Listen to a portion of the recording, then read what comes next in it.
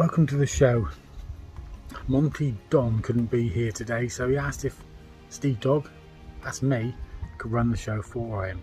And, of course, as always, I said yes. So,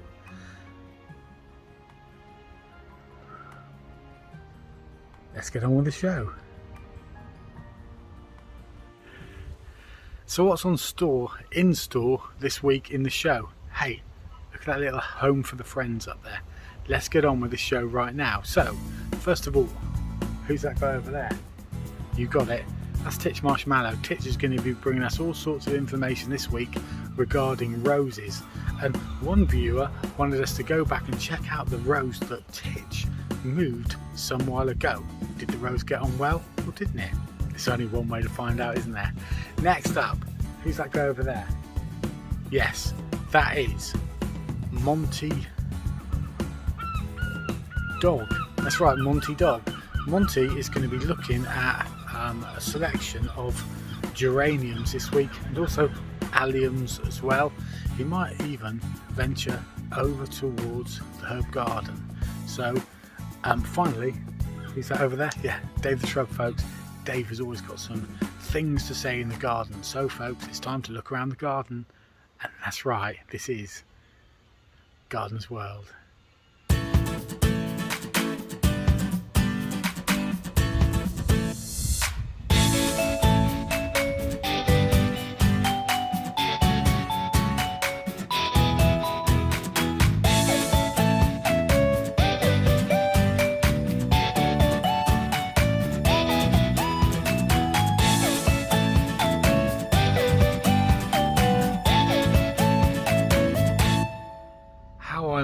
To sit in amongst the purple loosestrife. That's right, folks, that plant over there is Purpurus loostrifius purple sensation. That's right, and this is a native species to this country, but you can nurture these species to form part of the natural world within your very own garden. That's right. Anyway, let's get over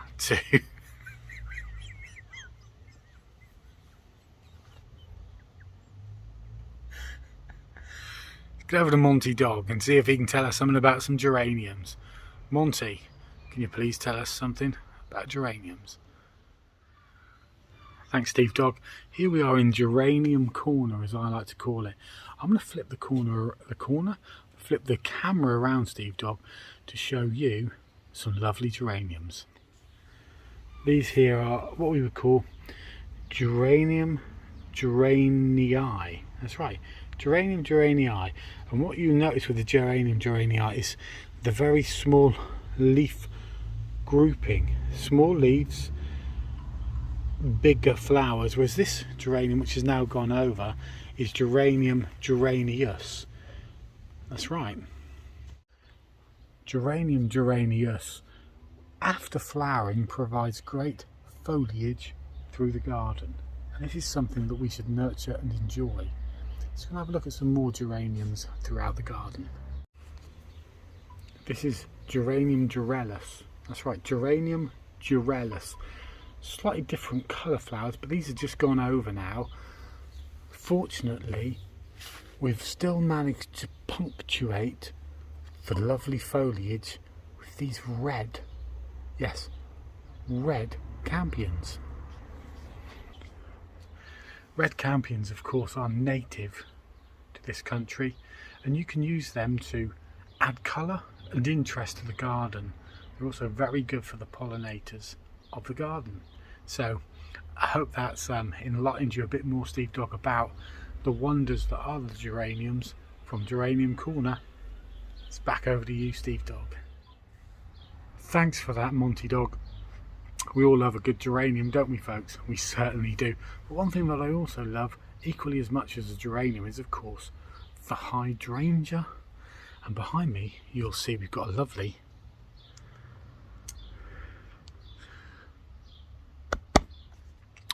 hydrainja.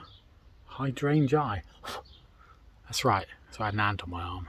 You don't get that on the BBC, do you? Hydrainja. Let's turn that camera around. I'll tell you all about it. And I'll give you a handy little tip about your hydrangeas as well. As you can see, folks, this a lot of you will be watching this show thinking, do you know, my hydrainja have struggled through this season, and that's because of the cold weather we had back in May and into early June. But now the weather has turned for the better. The plants are now starting to regenerate in an almost vivacious way. That's right. And one thing you'll notice is that I've got actually different colours of foliage, or leaves, or flowers. In fact, flowers. That's right. Foliage, flowers. So some are pink and some are almost like a lilac-y blue colour. How on earth have you achieved this on this beautiful lace-like flower display, Steve Dog, you ask?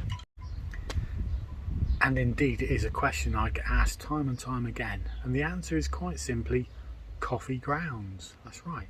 If you take your coffee grounds, that's the bits that are left over from coffee when you're making that fancy coffee stuff, and chuck that, or even place it on the soil around the base of your hydrainja, what it will do is encourage a blueness to the flower. Put it in a punctuated way around the base, and you can end up with something quite beautiful like I have, which gives you a mix of colours, almost as if you've got your own very personal flower display in your garden. But this is the one thing that's really clever about it. It's made for you, by you. Yes, that's right. Anyway, it's time to get over to Titch Marshmallow for some little tips on roses, and also let's see how that rose he planted and moved the other week is getting on. Titch. Thanks, Steve Dog. Welcome to the new section of the show, which I call the Rose Special section of the show. Here we've got some roses. Now this here is rose. This is Roseius. This is called Pink Man. That's right, Roseius Pink Man. And as you can see, the blooms are absolutely perfect on this one, but actually on these here, that one's gone over. So what we need to do now is this. We need to promote growth, and therefore what we need to do is prune off any flowers that have gone over. So what I'm going to do is take these secateurs and I'm going to just cut that back there, just above that bit there. See that? Another one there, just to show you again, just above that bit there. See?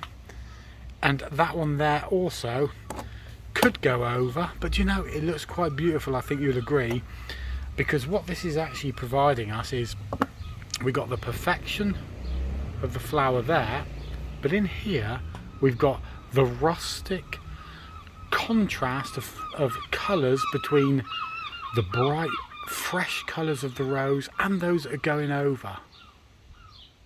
That's right, it actually gives colour and interest and perhaps even talking points throughout the garden, and also the fragrance is quite amazing. Now let's see another rose. These roses here are almost too much for the flower itself, for the plant itself.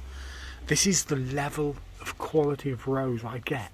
It's phenomenal, but as always I do need to maintain my rose. So what I need to do yet again folks, is just snip these bad men off where they've gone over. So I'm going to clip that one there, and they land on the floor almost like confetti, and they look quite beautiful. So you don't need to pick that up right now. Cut that one there, cut that one there, and so on. So you can prune those back in an appropriate manner, and that will encourage further budding and growth of the rose through the season, and also promote a healthy basis for next year. That's right, we are thinking forward next year. Anyway, let's quickly get over to the rose that we moved a little while ago and just show you how that one really did get on. Let's go over there right now. And here it is. And many of you will be saying, hang on, Titch, this rose, you just chucked it in. And I will admit I was a bit enthusiastic with it, and we do have a little bit of pruning to do there, and perhaps in there,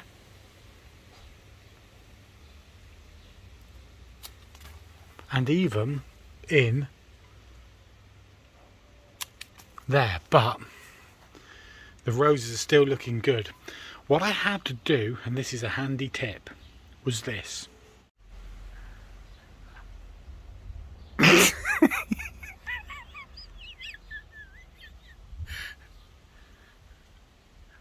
Yeah, I had to cut this right back there. Let's show you. Let's zoom in. There, I cut right back into there to where a thingy joint's going to come out. Likewise down there, and that promoted growth through the rose and allowed it to recover. I think you'll agree, it looks quite something. Back to Steve Dog.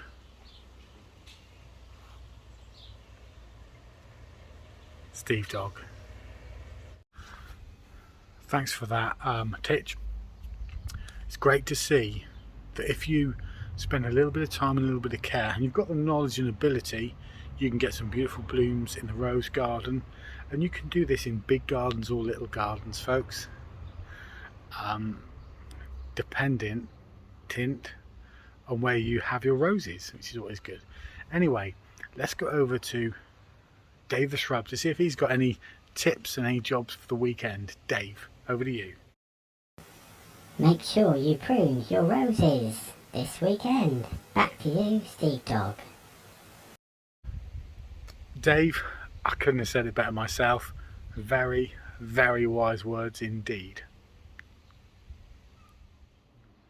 This allium behind me is 7 foot tall, whereas these alliums are not 7 foot tall.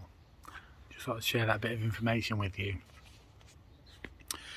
As we go in through to the mid-summer period of the season, I think it's always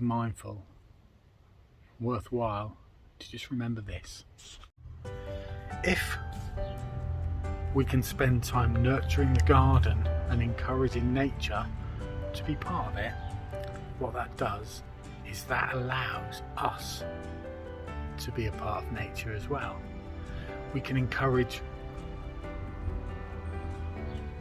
pollinators and other mini creatures into our garden, which will work with us and with it, and that way we will not just have a world of gardening, we will have a gardener's world.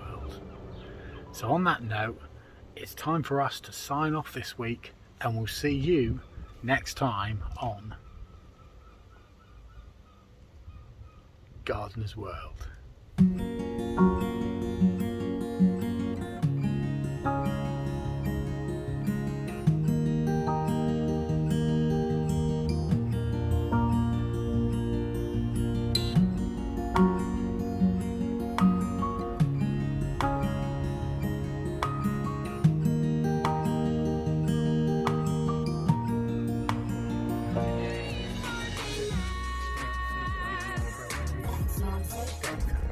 Couldn't have said it better.